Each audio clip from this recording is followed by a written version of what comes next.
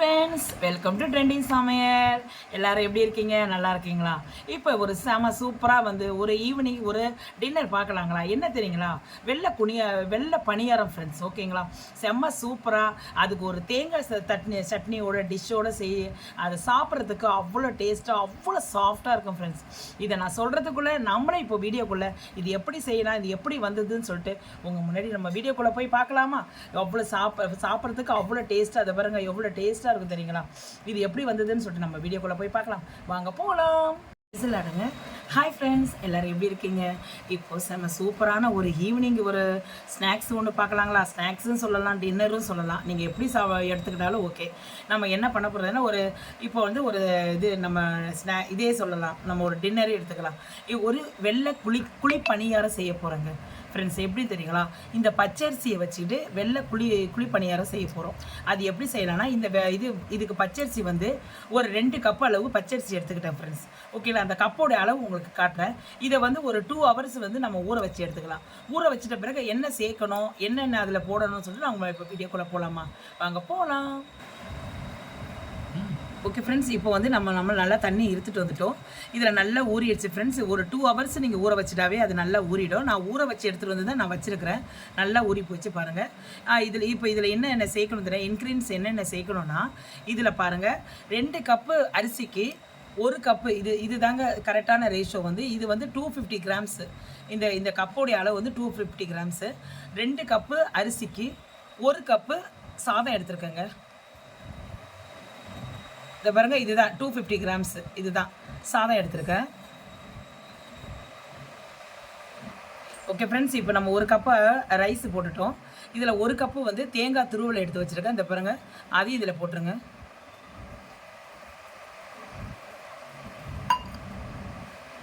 இப்போ பாருங்கள், ஒரு சின்ன கரண்டி அளவு கொஞ்சோண்டு சர்க்கரை போட்டுக்கலாங்க. ரொம்ப வேண்டாம், கொஞ்சம் ஒரு இந்த கரண்டி நம்ம எப்படியுமே குழம்பு ஊற்றோம் இல்லைங்களா, அதில் ஒரு ஆஃப் இது மட்டும் சர்க்கரை போட்டுக்கோங்க. இப்போ பாருங்கள், ஒரே ஒரு கரண்டி மட்டும் எண்ணெய் ஊற்றிக்கலாம். ஃப்ரெண்ட்ஸ், இது முக்கியமான இன்க்ரீடியன்ஸு. இதுதான் மெயினாக நம்ம சேர்க்க வேண்டிய பொருள். இதை சேர்த்தா தான் நம்ம வெள்ளை குழி பணியாரம் சூப்பராக சாஃப்டாக பன்னு மாதிரி வரும் ஃப்ரெண்ட்ஸ். இதுக்கு ஈஸ்ட்டு சேர்த்துங்க ஃப்ரெண்ட்ஸ். 1 டீஸ்பூன் ஈஸ்ட்டு சேர்த்துங்க. இது டிபார்ட்மெண்ட் ஸ்டோரில் கிடைக்குது. இதை நீங்கள் போட்டிங்கன்னா, அதாவது நம்ம செய்கிற குழி பணியாரம் நல்லா சாஃப்டாக இருக்கும். குழந்தைகள் பெரியவங்க வேறு நல்லா நம்ம பிக்கிறதுக்குள்ளே அது அவ்வளோ சாஃப்டாக வரும். அது இவ்வளோ பவர் கொடுக்குறது இந்த ஈஸ்ட்டு. இதையும் நம்ம சேர்த்துக்கலாம். இப்போ இது எல்லாத்தையும் நம்ம மிக்ஸ் பண்ணிக்கிட்டு உடனே அப்படியே போயிட்டு நம்ம இதில் போயிட்டு நம்ம மிக்சியில் போட்டு நம்ம நல்லா அரைச்சிடலாம் ஃப்ரெண்ட்ஸ். நல்லா ஒரு மையை அரைச்சிக்கலாம். இப்போ நம்ம மிக்சி பவுலுக்கு போயிடலாம் வாங்க. ஓகே ஃப்ரெண்ட்ஸ், இப்போ நம்ம அரிசியை அரைச்சிக்கலாம். ஒரு மிக்சிங் பவுல் எடுத்துங்க. அதில் நம்ம கொஞ்சம் கொஞ்சமாக அரிசியை போட்டுருங்க.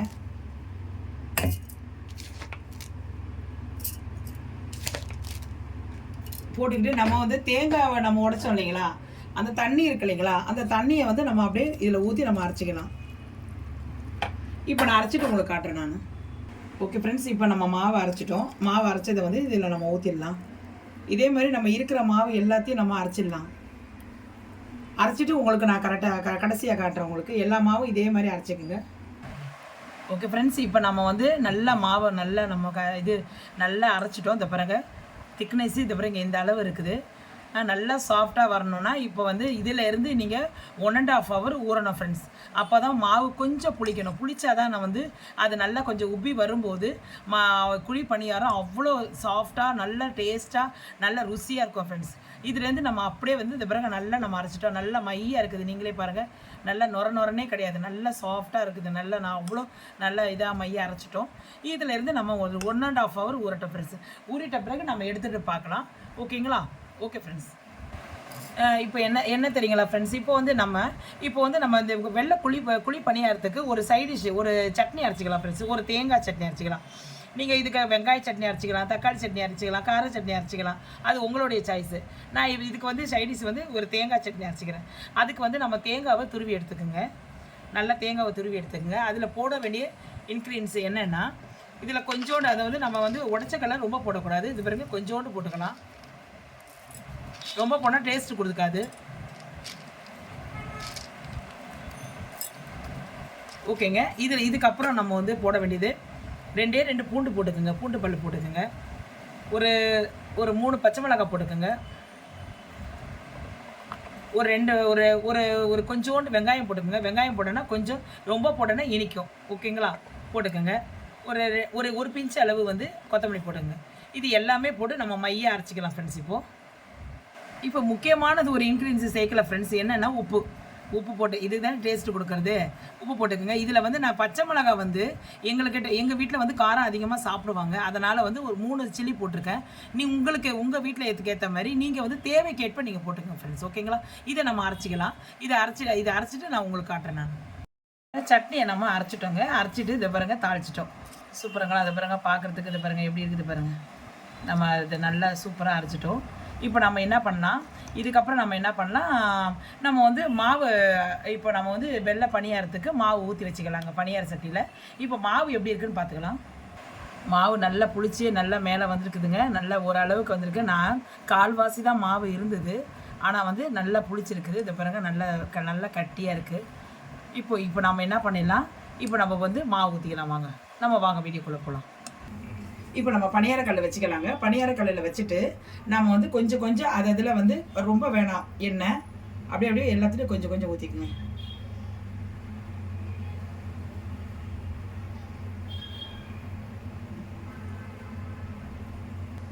இப்போ நம்ம தண்ணி எண்ணெய் ஊற்றி வச்சுருக்கோங்க. இல்லை ஃபுல்லாக அப்ளை பண்ணிவிடுங்க. எண்ணெயை வந்து நல்லா ஃபுல்லாக அப்ளை பண்ணிவிடுங்க. அப்போ தான் மாவு வந்து ஃபுல்லாக வந்து நல்லா வேகும்.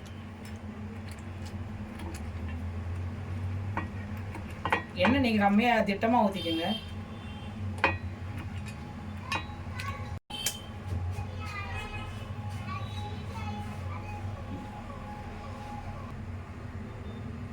ஓகே ஃப்ரெண்ட்ஸ், இப்போ நம்ம வந்து முதல்ல வந்து இந்த ஓரத்தில் கொஞ்சமாக ஊற்றிக்குங்க. ரொம்ப ஊற்றாதீங்க, கொஞ்சமாக ஊற்றிக்குங்க.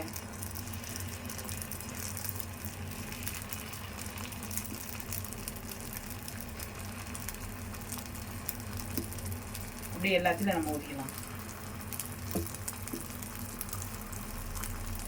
முதல்ல எப்பயுமே ஊற்றும் போது நடுவில் ஊற்றக்கூடாது ஃப்ரெண்ட்ஸ். நடுவில் ஊற்றினா சீக்கிரமாக வெந்துடும். நம்ம ஓரத்தை ஊற்றிட்டு அதுக்கப்புறம் நடுவில் ஊற்றலாம். ஏன்னா நடுவில் பயங்கர ஹீட்டாக இருக்குது.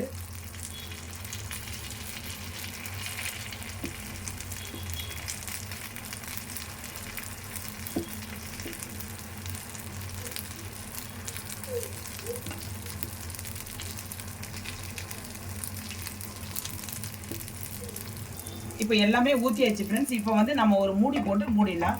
ஒரு 2 நிமிஷம் இருக்கட்டும். 2 நிமிஷம் கழிச்ச உடனே நம்ம பார்க்கலாம். ஓகே ஃப்ரெண்ட்ஸ், இப்போ பாருங்கள். இப்போ நம்ம வந்து ஃபஸ்ட்டு வந்து நம்ம நடுவில் இருக்கிறத எடுத்துக்கலாம். ஏன்னா இது நல்லா வெந்திருக்கும். இதை பாருங்கள், அப்படியே சூப்பராக வருது பாருங்கள்.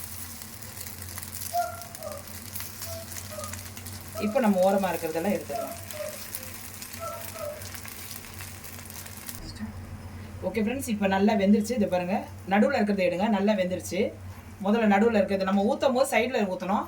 இப்போ எடுக்கும் போது நடுவில் இருக்கிறது எடுக்கலாம். இப்போ சைடில் இருக்கிறதெல்லாம் நல்லா வெந்துருச்சு. இதை பாருங்கள், இதை பாருங்கள், இதை பாருங்கள், சூப்பராக வந்திருக்கு பாருங்கள். இதை பாருங்கள், இதை பாருங்கள், இதை பாருங்கள், சூப்பராக வந்திருக்கு பாருங்கள். இப்போ நம்ம வந்து அடுத்த பேட்ச் ஊற்றிக்கலாங்க. ஓகே ஃப்ரெண்ட்ஸ், இப்போ செம்ம சூப்பரான உங்கள் முன்னாடி பாருங்கள் வெள்ளை குழி பணியாரம் செம்ம சூப்பராக வச்சுருக்கேன். அதுக்கேற்ற ஒரு தேங்காய் சட்னியோட அவ்வளோ அல்டிமேட்டாக, அவ்வளோ வாய்க்கு ருசியாக, எவ்வளோ சூப்பராக இருக்கும். நீங்களும் இதை செய்து பாருங்கள். ஒரு ஈவினிங் இப்போ நைட்டு டின்னருக்கு நம்ம வந்து இதை வந்து பிள்ளைங்களுக்கு பசங்களுக்கும் கொடுக்கலாம். நம்மளும் வந்து பெரியவங்களும் வந்து இதை நல்லா விருப்பமாக சாப்பிட்லாம் ஃப்ரெண்ட்ஸ். அவ்வளோ சாஃப்டாக இருக்கும். இந்த பாருங்கள், நான் உங்கள் முன்னாடி ஒன்று எடுத்து இதை பாருங்கள், உங்கள் முன்னாடி இதை பாருங்கள், நான் பிச்சை காட்டுறேன். நீங்களே பாருங்கள். இதை பாருங்கள் எவ்வளோ சாஃப்டாக, இங்கே பாருங்கள் எவ்வளோ சாஃப்டாக இருக்குது ஃப்ரெண்ட்ஸ். ஓகே பாருங்கள், இந்த பாருங்கள் மாவே, இதை பாருங்கள் மாவு எல்லாம் நல்லா வெந்திருக்குது பாருங்கள். எவ்வளோ சாஃப்டாக இருக்குது பாருங்கள். இதை வந்து இதுக்கேற்ற இதை பாருங்கள் ஒரு தேங்காய் சட்னியோட சாப்பிட்றதுக்கு அவ்வளோ அல்டிமேட்டாக இருக்கும் ஃப்ரெண்ட்ஸ். நீங்களும் இதை செய்து பாருங்கள். நீங்கள் செய்து பார்த்துட்டு இது எப்படி வந்ததுன்னு எனக்கு கமெண்ட் செக்ஷனில் சொல்லுங்கள். புதுசாக பார்க்குற நண்பர்கள் தயவுசெய்து சப்ஸ்கிரைப் பண்ணுங்கள், லைக் போடுங்க ஃப்ரெண்ட்ஸ். ஓகேங்களா? இது எப்படி வந்ததுன்னு சொல்லிட்டு எனக்கு வந்து நீங்கள் கமெண்ட் செக்ஷனில் சொன்னால் தான் நிறைவு குறைவு எல்லாம் வந்து எனக்கு தெரியும். ஓகேங்களா ஃப்ரெண்ட்ஸ்? இதை இதை பிடிச்சிருந்தா லைக் போடுங்க, இது கமெண்ட்ஸ் போடுங்க. உங்களுக்கு பிடிச்சவங்களுக்கு நீங்கள் செஞ்சு பார்த்துட்டு ஷேர் பண்ணி விடுங்க. இந்த வீடியோ பார்த்ததுக்கு ரொம்ப நன்றி ஃப்ரெண்ட்ஸ். என்னுடைய 167வது வீடியோவை இது வரைக்கும் நீங்கள் சிறப்பாக வந்து எனக்கு வந்து காட்டி கொடுத்ததுக்கு, எனக்கு வந்து இந்த அளவு என்னை முன்னேற வச்சதுக்கு ரொம்ப ரொம்ப ரொம்ப ரொம்ப நன்றி ஃப்ரெண்ட்ஸ். ஓகேங்க ஃப்ரெண்ட்ஸ், இதை நீங்கள் சாப்பிட்டு பார்த்துட்டு சொல்லுங்கள். ஓகே தென் பாய்.